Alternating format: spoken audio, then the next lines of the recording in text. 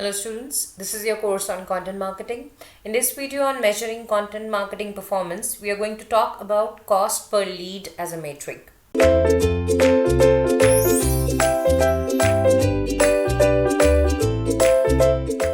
Let's begin by understanding what exactly cost per lead is.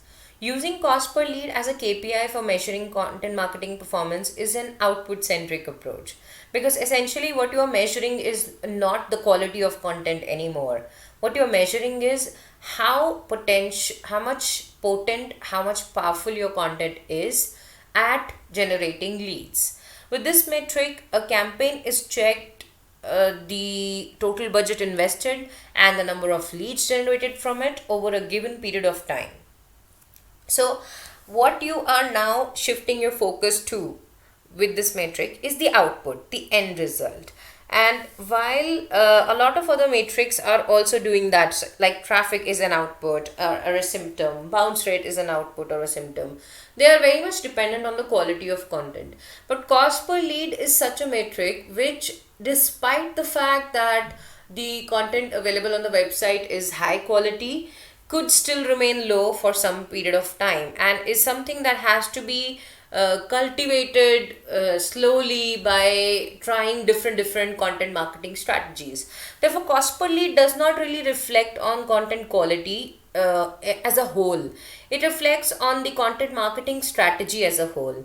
How much of a social proof exists, how popular the content is, how much trending topics are covered, how much of relevance the customer is finding on the website, and ultimately, does the customer and the company see a fit happening in the future wherein value can be derived at affordable or fair prices. Now, here's an example for you to understand how cost per lead is calculated. Let's say you design content for an ad group. You have two different types of ad copies created and two different types of landing pages created. So, within one campaign, you have two different ads running.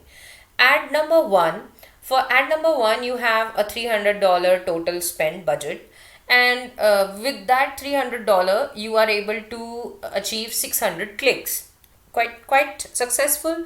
Out of these 600 clicks, you are able to achieve 2% conversion on landing page, which means when a customer is arriving on the landing page, there is a call to action, which could be registration, which could be subscription, which could be download, in lieu of the contact information. And of the 600 clicks that are happening, meaning 600 unique visitors who are arriving on the landing page, only 2% are actually submitting their information and then accessing the remaining value from the landing page. Therefore, out of these 600 clicks that are generated from ad 1, only 12 leads are generated. But the cost that is spent on generating these 600 clicks is $300. So that divided by 12 becomes $25 cost per lead. If you compare this with ad number 2 within the same group, with the same kind of investment of $300 and same kind of clicks generated, it's possible that the landing page copy is more attractive and landing page copy is more relevant or meaningful to the customer, because landing page 2 is able to generate a 5% conversion rate. It is also possible that the unique visitor group arriving in this particular scenario had more relevant needs, had more urgent needs, and were also more forgiving, more freely sharing their information. So this particular landing page performs better, and you land up getting 5% conversion rate. So out of 600 unique visitors, 30 leads are generated. Now, the ad was invested in at the same amount, so $300 were invested for ad 2 as was for ad 1. Just because the landing page performance changed, just because the number of leads captured changed, suddenly the cost per lead comes down to 300 divided by 30, which is $10 per lead. So from these scenarios, it is obvious that scenario 2 is more favorable for any company, where by spending less, they are able to get more number of leads which means that within the same budget they can have more customer interaction opportunities and more chances for subsequent conversion. And so which company won't want that? And therefore this is something of a chance, and this is something that depends on customer reaction to content quality, content presentation, and the need or a relevance match that can vary from time to time. So as a metric, it's a very aggressive KPI to measure, and it puts a lot of pressure on the content creatives, and the effect can be felt on in the overall content marketing environment. But ultimately this is something which is the end goal of content marketing efforts, and therefore as a whole the team should be striving towards developing landing pages which can have more conversion or better conversion rate. Now, this is how you can capture cost per lead in your Google Analytics dashboard also. You can measure cost per lead for on-page content.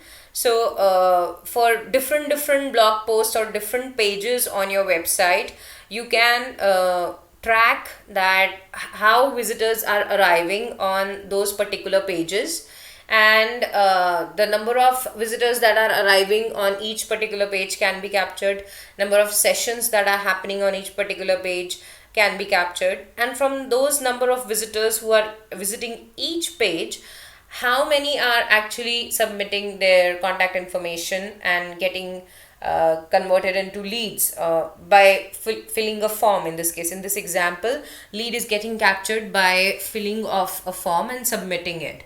So that's the goal which is getting tracked, and the Google dashboard gives you the opportunity to see the absolute number also, and the percentage of leads captured versus the total number of visitors also. And with this you can then calculate that to get this much traffic on your website, what was the total investment in getting all these sources and listed as your backlink providers, and what was the amount invested in generating these sources and hosting the firm, and of course all sorts of softwares which are required for managing your content marketing campaign, and then you divide that by this absolute number of 390 to arrive at your cost per lead for a given time frame. So that's how it is done in the real scenario. That's about cost per lead. Next up, we'll talk about the natural succession and the end goal of your content marketing campaign, which is conversions. Until then, thank you.